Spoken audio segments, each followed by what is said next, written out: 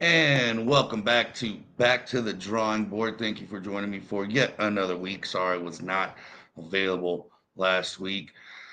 Some things going on, got really busy, but nonetheless back in time and let's have some Friday beers.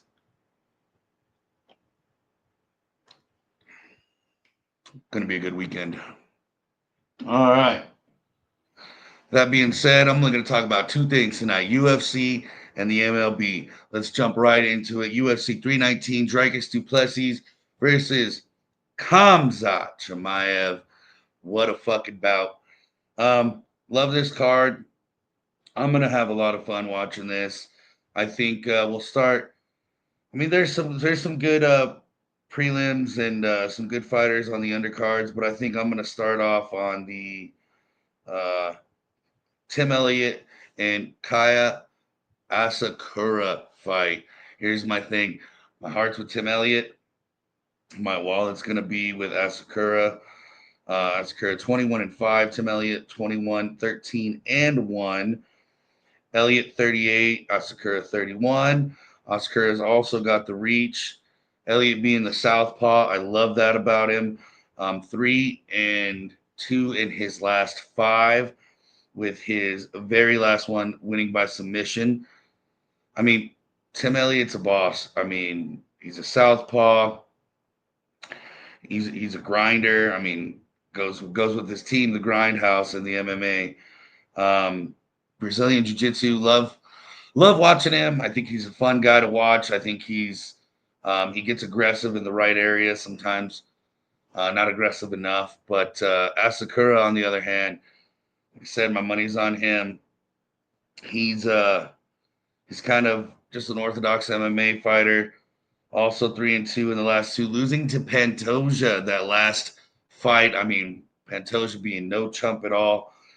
I think this is going to be a good bounce back fight for him and Tim Elliott. No disrespect. I hate saying that.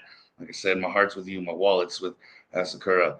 So, nonetheless, though, it'll be fun to watch no matter who wins that one.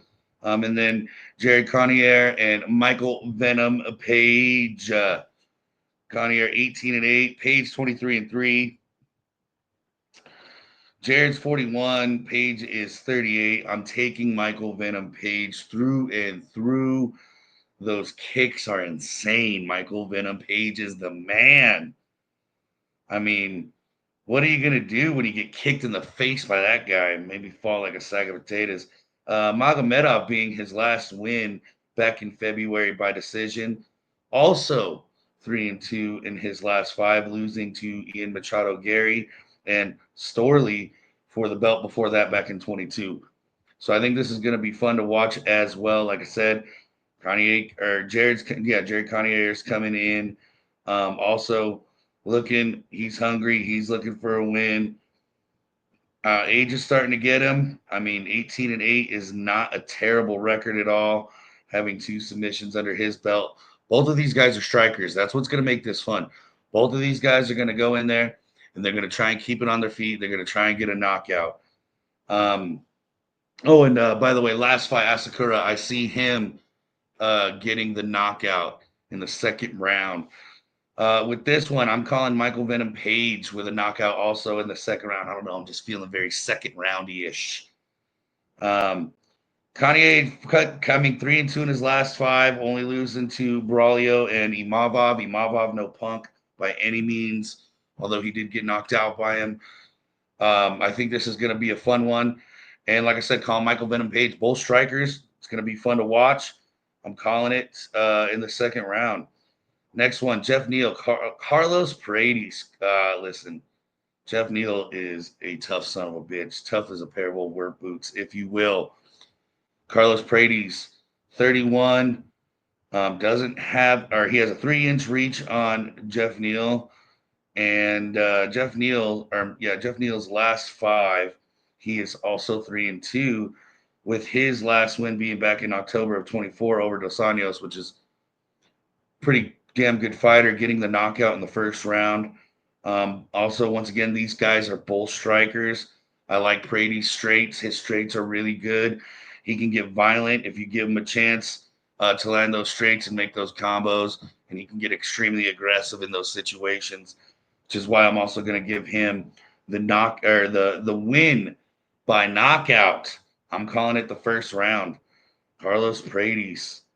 I don't see any of them going to the cards until this one. Leon Murphy and Aaron Pico. Aaron Pico coming up 13-4. He's not ranked. Leon Murphy 16-0-1. He's 34. Pico is 28. Leon Murphy's English. Pico's American. Murphy's got the 3-inch reach. Murphy in his last five, 5-0, beating Emmett, Ige, Barboza, Juliabo, and Santos. So I mean, some good wins there, all by decision. All of them by unanimous decision, besides one. He got one split decision in there. And Pico, like I said, up and coming, not ranked. This is one hell of a chance to make a name for himself. To be honest, I'm rooting for Pico, but I believe I put my money on Murphy. Pico, once again, guys, these guys both strikers. It's going to be fun to watch. I think if Pico can get aggressive early, I think he's got a chance. But I see this one going to the cards. Pico in his last five, 4-1, only losing to Kennedy on a technical knockout back in October 1st of 2022. Um, I see this one going to the cards. I see this one being extremely close. Like I said, both guys can get extremely aggressive. Leon Murphy has fucking hands on him. Watch out for those straights. Those straight combinations can be lethal. So, finally, to the main event, Dricus du Plessis and Khamzat Chimaev. This one, listen, Chimaev is a big favorite. I don't see him losing, but I don't remember the last time he faced anybody as big and as aggressive as Dricus du Plessis. Dricus du Plessis having a 1-inch reach. They're both 31. Um, the South African in du Plessis is just an orthodox MMA fighter, mixed martial artist. He's got a decent ground game. I think he's better on his feet. Although on the opposite side, Chimaev lives to take motherfuckers to the ground. Obviously, Dricus 5-0 in his last five fights, three of them being a title defense. So he's looking for his fourth title defense in a row. Khamzat Chimaev 5-0 in his last five, beating Whitaker, Usman, Kevin Holland, Gilbert Burns, and Jing Liang. So this is I think going to be his biggest test yet, but it also almost feels like Khamzat Chimaev, there's no big test for him. I don't know. Once you see him in there, I mean, he's 14-0. You see him in there, you see the way he moves, you see how violent he can get and how quick he can get his opponent to the ground.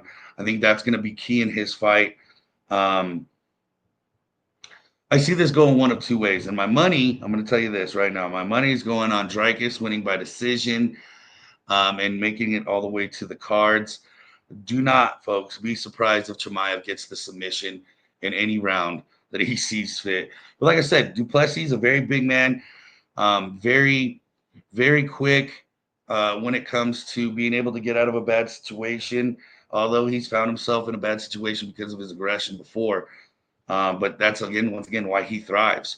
So we'll see. This one's going to be exciting. I can't wait. This is gonna be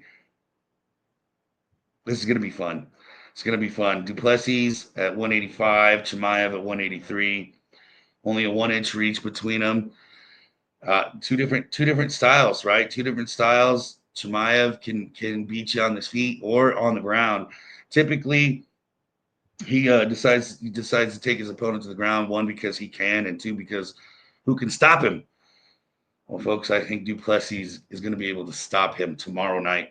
Now let's move it on as I'm representing the Padres and the Dodgers going at it tonight for a 3-game series. I can't wait. Padres are in first place at this time of the season for the first time since 2010.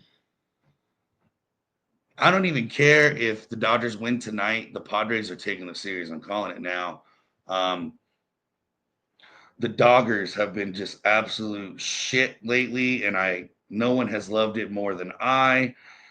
They have lost like a 10-game lead. They are 4-6 in the last 10 with a 4-game losing streak. Compliments to the Anaheim Angels. And you know what? All you Anaheim fans and the Anaheim Angels, cheers. Thank you for that because you got us in there.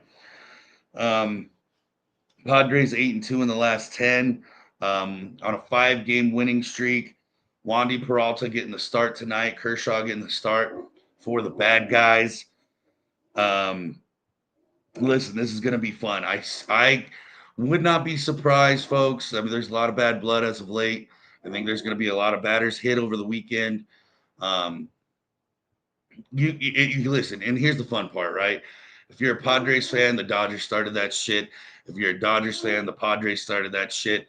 And we can argue all day long till we're blue in the face. We'll never see eye to eye, which is adds to the drama, and I love that part. Um, for all you Dodgers fans out there, fuck you guys. You started the shit. And I'm going to tell you right now, you keep throwing at Tatis and Machado. If I if I was Schlitt, I wouldn't take any Schlitt. I would throw it right back at Otani. Look out, Betts. Look out. Insert great Dodger player name here. Look the fuck out. You're going to get hit too. And I think that I'm not too far off from what he's actually saying in that clubhouse. I think that has a little bit to do with Tatis' struggles at the plate lately. He's been hit a lot, the most in his career this season, um, and it can mess with you at the plate. So I see some fireworks going off this weekend, especially with so much at stake. The Padres have a chance to get away. They're already 1 game up. They have a chance of going 4 with very little to play left, and the Dodgers have everything to play for. Right? They're still in the thick of it. Being 1 game back is nothing with this roster. Hell, with their roster being 4 games back shouldn't be anything. But it's the time of the year. It's playoff ready now. There's just everything at stake. And if the Dodgers aren't careful, or if the Padres aren't careful, they can slip in the seedings and find themselves in an unfavorable position to start off the postseason. So I think this is, like I said, I think this is going to set the stage for either team. I'm going to say it like this. Once again, I expect the Padres to take the series. I don't see a sweep. Um, but I'm gonna say it like this: if the Padres win the series, they're gonna win the division because the next one is in San Diego. If the Dodgers take the series and they really turn it around, starting against the Padres, look out! They might have gotten hot at the right time. Just trying to keep it real. And it tasted like vinegar saying it. But that's my opinion. I think those are the 2 teams to watch out for and watch how hot they can get before the postseason.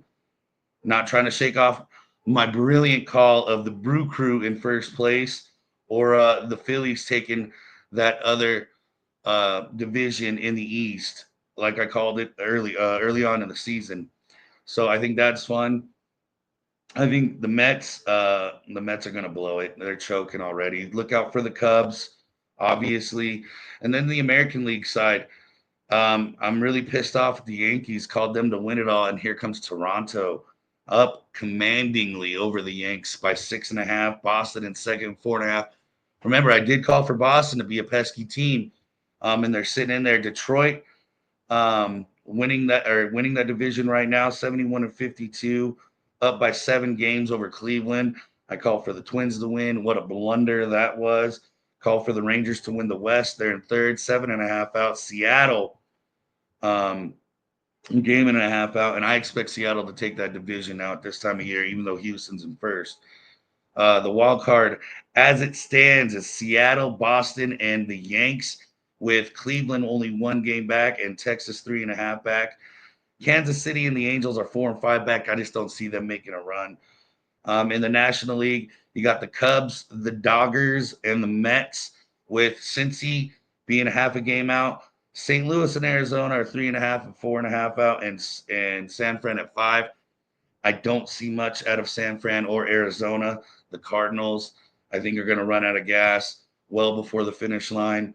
Um, so I'd say if you're a Mets fan, look out for the Reds because the Mets are finding their best way to fuck everything up 1-9 in their last 10, but they are on a 2-game losing streak, if that makes you feel any better. Um, I love it. Couldn't have happened to a better team and a person like Juan Soto and the Mets. So moving on to our fuck it Friday bets. I'm taking the Padres over the Dodgers tonight at a plus 122.